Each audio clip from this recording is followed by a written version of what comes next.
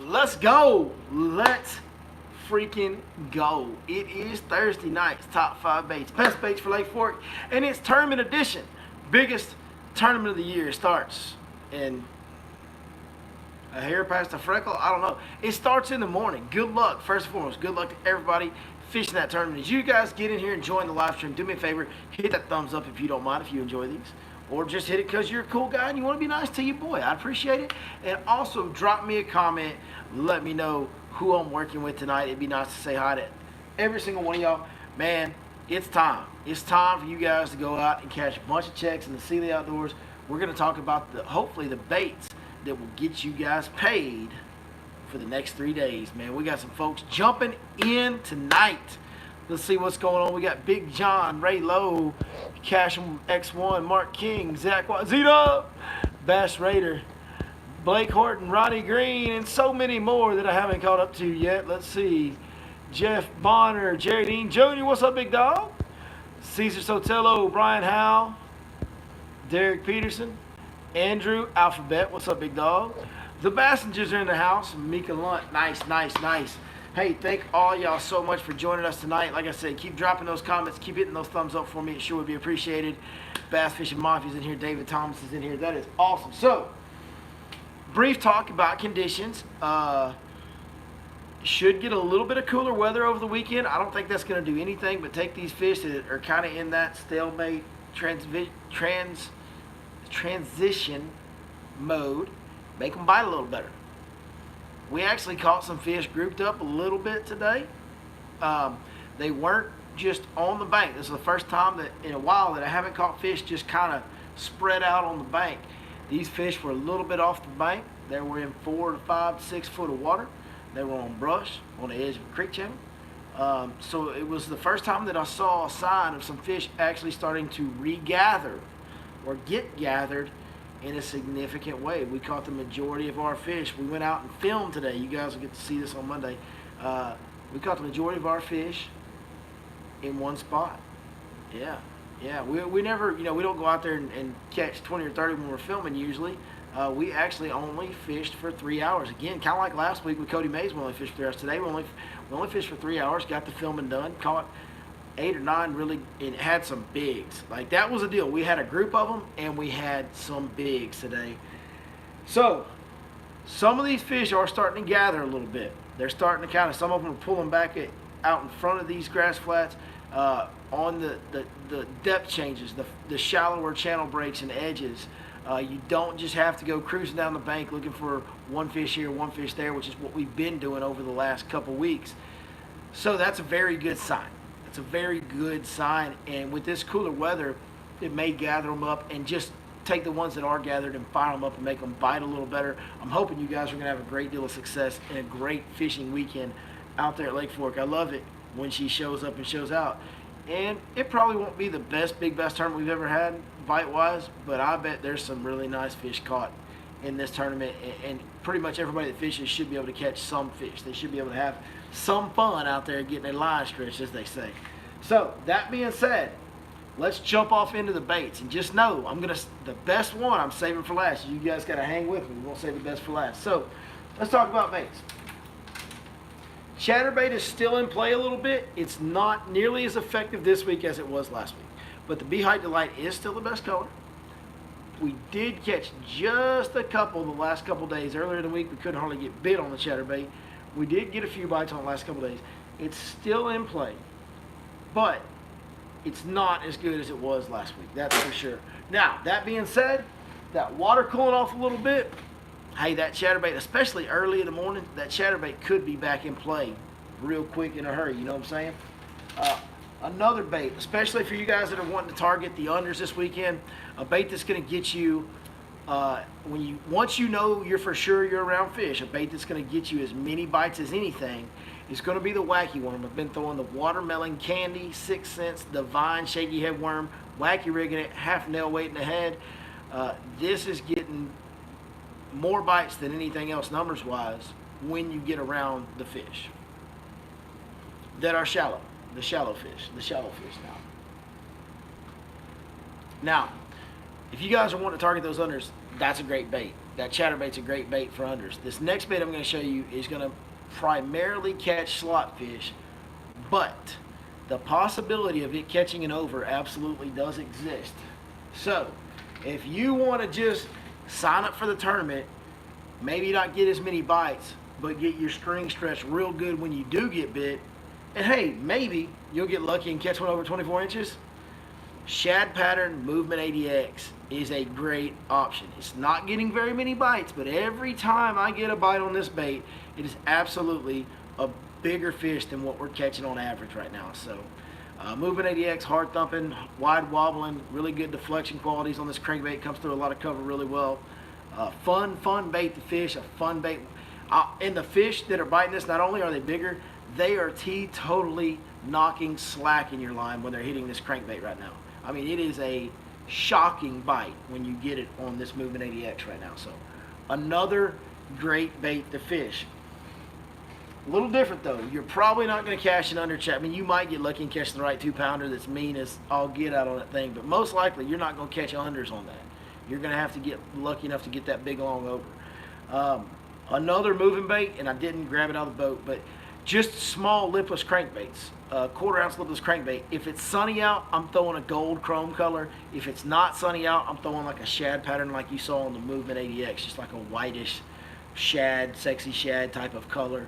On a 1/4 ounce lipless crankbait, especially, you'll see it from time to time with these fish that are still shallow. You'll see them chase bait. If you see that bait fish get flushed on the surface or fly out of the water running from bass, and you see those wakes running through there, if they're actively chasing on the surface and you get that lipless crankbait in there, you are literally almost guaranteed to get bit just about every time if you get that small lipless crankbait in there in time. One more thing, if you want to know where to slow down and throw that wacky worm, you want to know where to cover water, you want to know what areas to fish on Lake Fork this weekend, if you haven't already, go subscribe to the FishLife app, Lake Fork Premium Package. We actually did updates at the beginning of the month. We also added some extra spots, a few extra spots, new spots that I ran across this week that were producing good tournament size fish, specifically tournament fishing spots that I added on to the app this week for you guys. Just standing by what we always claim, that we're going to give you the freshest, most current, updated, detailed information that has ever been offered in the world of bass fishing, and I will always do everything I can to help you guys catch more and bigger fish and really give you guys the best info that's available. So we did add a few extra bonus spots on there this month. There's a little more than the 20 we usually keep on there, and the extra spots are all specific for this tournament. They will go away once the tournament is over. So yeah, if you need the heads up on where to find these fish and where to slow down and where to cover water and everything that's going on, go subscribe to that app, study those waypoints on there, read up on them. It'll help you. I swear it will help you. All right, the bait that to me is the best bait to throw right now. I can catch an under on this. I might catch an over on this. I'll catch good slot fish on this. And this week, especially today, and even Monday it was our best bait too. But for the most part, for most of this week, this has been the best bait. And especially today. Today, this bait cleaned it up for us over everything else. It's a brand new worm. It's called a ridge worm from 6 Cents Fishing. I know you guys don't have time to order it online. If you're not fishing the tournament, just go to 6centsfishing.com. Order these up. When you do, punch in the code Your Lake Fork Guide to get a 10% discount on all orders. You will see on Monday's video, this worm is absolutely legit. Show you guys how we're rigging it up. I was throwing, and I have always thrown this time of year, just a traditional ribbon tail worm, like the same worm that was probably the first bass fishing lure we all threw. A little light Texas rig with a hook, a weedless hook rigged in the worm, and just a 7 or 8 inch ribbon tail worm. But for some reason, okay, I should say this was the best today. The Texas rig with a ribbon tail. The Texas rig has been our best bait this week for the most part. But today it really shined. The only difference was today, for whatever reason, I decided to not throw a ribbon tail. We were filming, I was like, let's try this old 6 Cents worm. Now I've thrown this bait out deep on a shaky head and it's very effective. But this long, look at this thing. It's got this flat tail. Y'all see that? Big, flat, long tail. The action on this thing in the water, unbelievable. Put this on my normal 1/4 ounce Texas rig that I normally throw my 7 or 8 inch ribbon tail worms on. Every year, this time of year, I throw that and catch them on it. I put this worm on there today, and boys, the average size of the fish went up real quick. This bait is unbelievably good. Unbelievably good. So, y'all need to go order some ridge worms. Y'all need to watch the video on Monday. You'll see the visual evidence that I'm speaking of right now. Anyway, ridge worm, awesome. This is green pumpkin juice. It was the color today. Honestly, it was the first color I put on today. Here's some other ones in the package, some other colors that I carry that I like.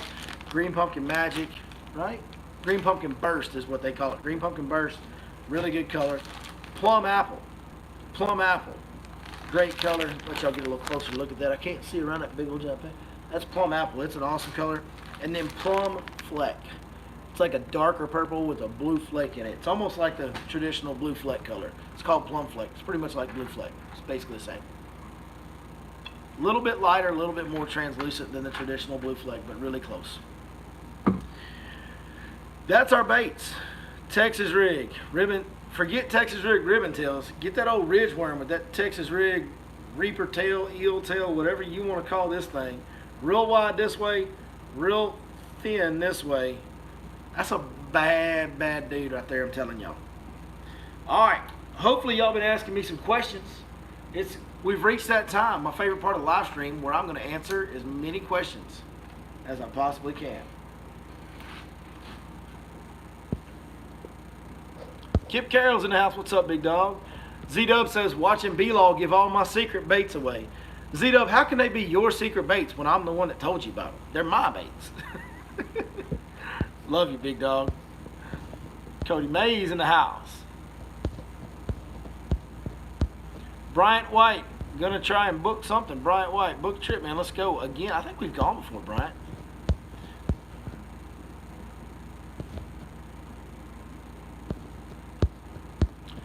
Just a lot of what's up. I don't see a lot of questions. We got a lot of what's up, what's up, what's up. Yeah, just hellos, man. And thank you guys so much for saying hello. Where am I? Oh, where are you throwing the ridge worm at? Today, okay, let's start. All right, now the questions are coming in like coming in hot. They're coming in hot, boys. Jason Moore says, does a ribbon tail float well standing on the bottom? On a shaky head, yes. The shaky head giving it that little bit of incentive to pop up, that ribbon tail does a lot of this. But even on that Texas rig, man, I was throwing in a Texas rig, and somebody else asked where I was fishing. I was fishing a brush pile on the edge of a creek channel in about 4 or 5 foot of water today, and just throwing that Texas rig in that brush and dragging it through there and pretty steadily getting bit by some daggum quality fish.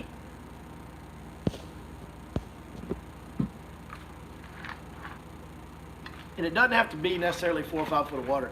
All it was it was the first dynamic piece of cover right at the front of a giant flat. These fish got spread out, roamed this flat, pulled back onto this brush pile on the edge of this channel, and it was right at the mouth of that big flat where they had been spread out across it, and they finally started to gather back a little bit, and we got on them in there.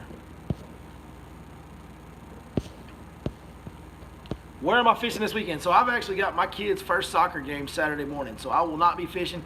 I don't fish a lot on the weekends anymore, guys. I hang out with the boys. If I do go fishing, it's usually with my family, and we may go catting around doing whatever, but I do not fish that much on the weekend. So I'll be coaching soccer on Saturday and hanging out with the boys, just doing family time on Saturday. Sunday I'll be catching up on editing like I always do. Billy needs a mullet. Man, I was actually going to do one, and then last time, I've been ordering the same haircut since I was a kid, and so I went to go get my haircut the other day, and I just forgot. I forgot to tell them to leave that party in the back going on, and now it's all monkeyed up. I've got to start over.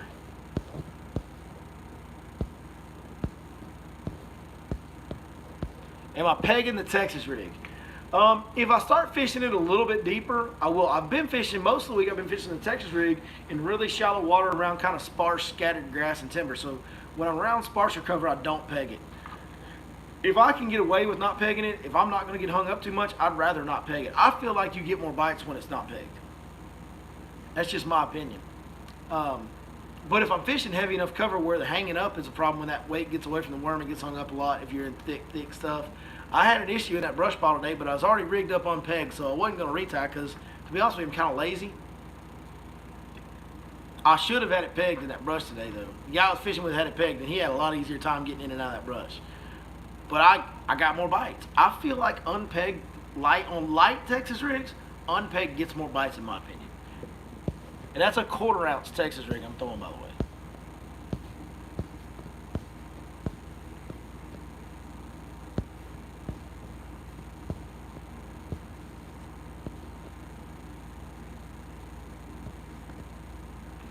What about the drop shot?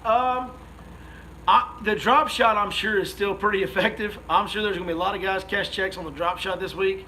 Y'all know me. If possible, I'm getting away from that drop shot. It's my least favorite technique to do. They start buying that Texas rig, I kind of forgot all about the drop shot. I get away from that drop shot as soon as possible.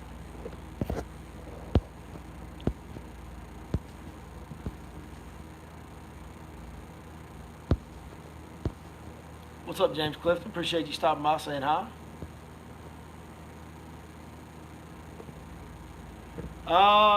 Z-Dub says he's been getting bent slowly working a lipless crank through brush piles, like dead sticking it in a brush pile. That sounds like an absolute horrible idea. ZW, I think it'd probably be more fun if you stood on the front deck of your boat, spread your legs, and let me just keep kicking you in between them all day. That'd probably be more fun than doing that.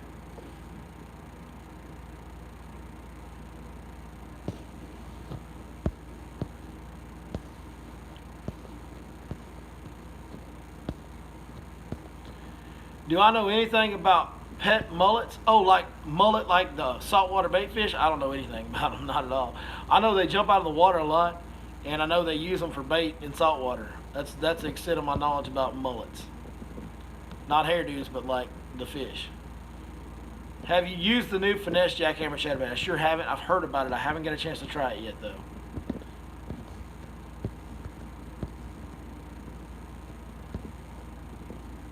Were most of the bites in shallow water?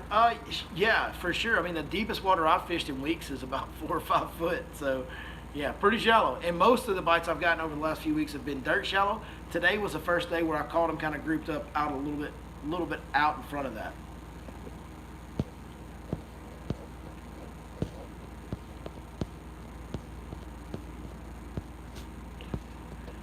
Do I think burning the new 6-inch wake bait over submerged grass might be the deal?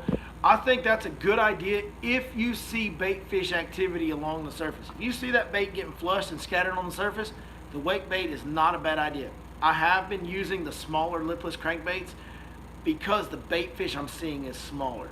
If I was seeing bigger bait fish, then that wake bait would certainly be the first thing I'd want to pick up in that situation. And yes, burning it would be the deal in that case. But those fish will tell you if it's time to fish something fast on the surface like that. They will. You'll visually see them chasing at times right now. It's kind of getting in that fall pattern, guys. I mean, they're starting to kind of chase a little bit, and so when they tell on themselves, take advantage of it and throw something like a wake bait or a lipless crankbait and burn it through them. You get that bait in there while they're chasing, it's pretty much guaranteed to bite.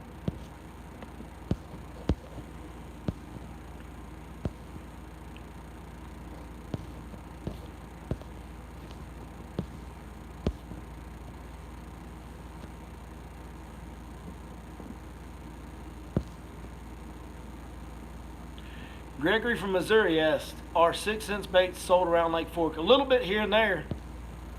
Rocket Frog says, see you, Billy. Hey, see you, buddy. Appreciate you stopping in. What about a Carolina rig? I haven't been throwing a Carolina rig, but I haven't been fishing deep water offshore at all, like at all.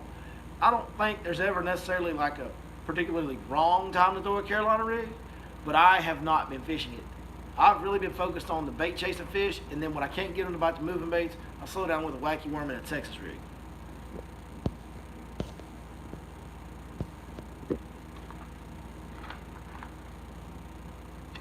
Are the turtles moving up? Dog, the turtles don't move up at Lake Fork. The turtles are always up. There's a little inside joke between a couple guys about how we have a turtle problem. It's kind of funny. But that's a long story that we don't really have time to dig into tonight. And I don't want to call anybody out and embarrass anybody. But it's pretty funny. But anyways, yeah, the turtles don't move up at Lake Fork. They're always up. We got a dang fine population of turtles at Lake Fork, I tell you. I need a report on Little Holly. It's time. Yeah, we're right on the edge. I should be starting to throw that. I should start to mix that in with the Chatterbait Little Holly. It's going to get, as we get further and further into fall, it's going to get challenging to only pick 5 baits on Thursday nights. There's so many of these moving shad pattern baits that are going to work as we get into fall. Little Holly, it's definitely kind of that time to throw her. Andrew, I know you're a swim bait guy, man. Absolutely. Pick her up and sling her, dude. I would throw her with a lot of confidence right now, even though I haven't been fishing it at all. Little Holly is the small hollow belly from Smash Tech Custom Baits, if y'all don't know.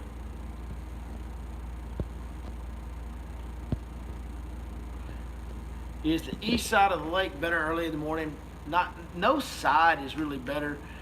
When we had that turnover, man, and all those fish push on the bank and spread out, there's not like a, hey, this area is fishing better than this area. It's not like that. There's areas all across the lake. The fish are spread out shallow all across the lake. So there's areas all across the lake that fish good on both sides. I've absolutely been fishing the west side and the east side lately.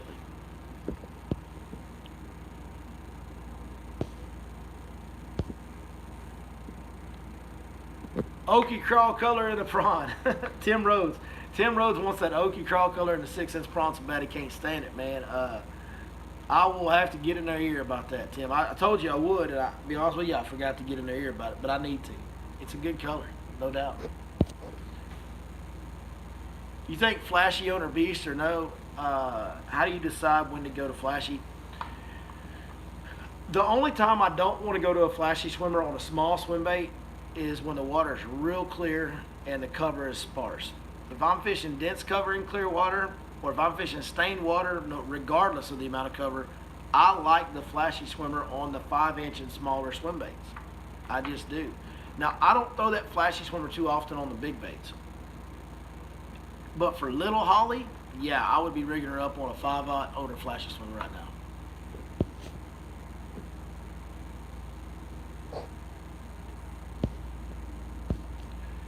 How about early morning top waters?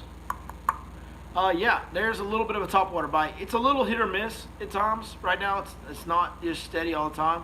If you're a top water guy though and you have confidence in it, we're getting, like I said, guys, I know I just said this, but we're getting to that time of year where a lot of different types of baits can work. Little walking baits, little top water poppers can absolutely work right now. Yeah. Rocket Frog keeps telling me I need to try saltwater.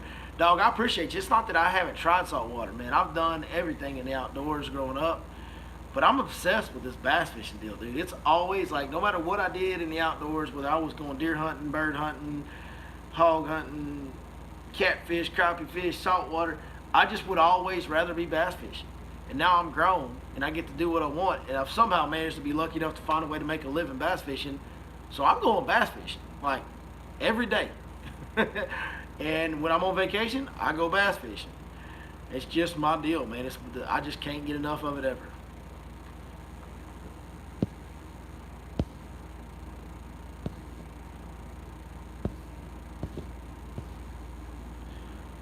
Are the bridges any good to fish? You know, bridge aprons for unders on Lake Fork are kind of traditionally always pretty good spot. I'm not fishing bridge. There's one bridge apron I'm fishing, but it's pretty far back in a creek. The ones that are back in a creek, yes, the bridge aprons can be a very good gathering, funneling, pinch point type of deal for fish as they move around in that creek. And there is a couple of them that are producing fish. The main lake bridge aprons I have not been fishing, but I know there's a lot of guys that focus on these tournament unders that I don't really ever try to go catch 16-inch fish on Lake Fork. But you guys that are having to catch these under the slot fish on Lake Fork, those bridge aprons traditionally over the last, as long as I can remember, 4, 5, 6 years, man, they've been a spot that a lot of these guys that consistently cash checks in tournaments utilize those bridge aprons pretty consistently throughout the year. So I haven't been out there fishing the main lake ones. I can't tell you on the main lake ones for sure right now. I just know traditionally it's something good that guys do fish.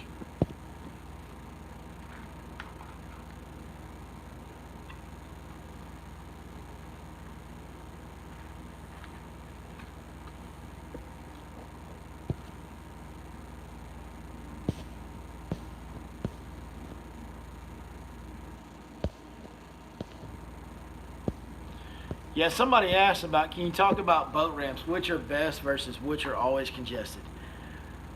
Man, this weekend there ain't no best or worst for congestion. I think they're all going to be pretty darn crowded. I would obviously stay away from Lake Fork Marina. It's going to be blocked off because of the tournament setup. I don't know if they block it off for Sealy or not. Like Bass Champs and Mega Bass, all the Bass Champs run tournaments, they always kind of have that ramp closed down during those in Lake Fork Marina. But man, all the ramps are going to be really crowded this weekend. There's not one I can tell you. One thing I can tell you is when we were live on Facebook Tuesday, one of the locals was saying that the Coffee Creek ramp at Coffee Creek Landing, you can go off the end and kind of hurt your trailer because the lake's a little low and that ramp doesn't really extend that far. So I would stay away from Coffee Creek Landing because it can be a hazard launching your boat there. Man, but other than that, as far as getting away from the crowd on a boat ramp, man, I don't know. Just you got to show up early, bud. Like you just got to beat everybody there. I don't know what to tell you. That everything will be crowded this weekend. Rocket Frog, do I only fish freshwater? Yes, absolutely. I don't only fish freshwater. I just predominantly fish freshwater, and I only really fish for largemouth bass and the biggest ones I can find. That's what I do. That is what I do. Cody May says, Billy, I just need to know where I can throw one cast and set back and hang out the rest of the weekend and leave with a boat. Dog, if I knew that, I would have quit guiding 6 months ago or whatever the off limits period for guides is to fish that tournament, and I would be the one out there casting though. I mean, pretty hard to go guarantee an over off any spot. But you know that. You know that. Am I going to be at the Trump parade? No, I will not be at the Trump parade. Is that Warren Farmer asked, is there any other fish other than largemouth? Well, not. Oh, yeah, there's other fish other than largemouth, the ones that the largemouth eat. I worry about where they are so I can catch the largemouth.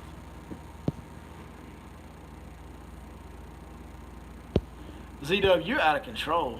Now this Rocket Frog guy's telling me I need to go to Australia and go fishing and catch some giant fish. All right. I'm probably not going to do that. I wouldn't mind going to Australia, though. That's a pretty cool place. How has Welsh been fishing lately? I haven't been out there since we've had the big cool-off, but I'm going to get out there this next week. I'm going to go fish sometime in the next couple weeks. I'm going to go fish all the power plant lakes because we got to update our app packages at the first of the month. And I just kind of want to go see how they're fishing since we've had a little cool down. I'm going to fish all 3 of them in the next couple weeks at one point or the other.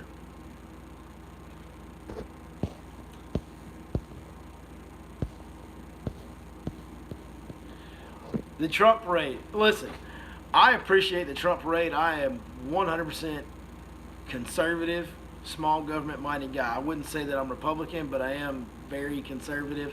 I can be socially a little bit liberal on some issues, but as far as government and fiscals goes, man, I am 100% conservative to the bone as much as anybody. But I'm not going to a Trump parade. I think putting a whole bunch of boats in a small little area on the water is one of the dumbest ideas I've ever heard of. I think it's a little bit dangerous. I don't think it's smart. I'm not gonna go do that.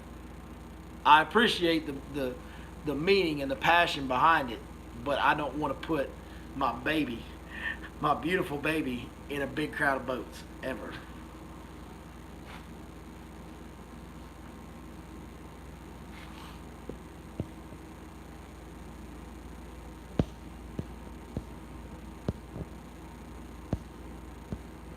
Does 6 Cents have finesse jigs? Yeah, they've got an awesome finesse jig. It's got that ball head finesse jig with a really stout hook, and it's got a screw lock going down the shank of the hook that will lock your trailer in almost for life until something bites the pincher off your craw. Yeah, they got an awesome finesse jig.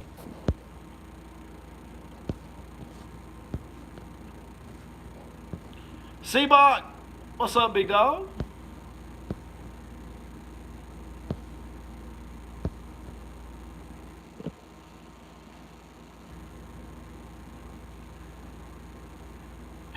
Rocket Frog's now telling me I need to try fishing with a hook. Just a hook. Somebody asked if Captain Ron was Rocket Frog. I don't know. I don't think that's him, but it's probably one of his goofy buddies.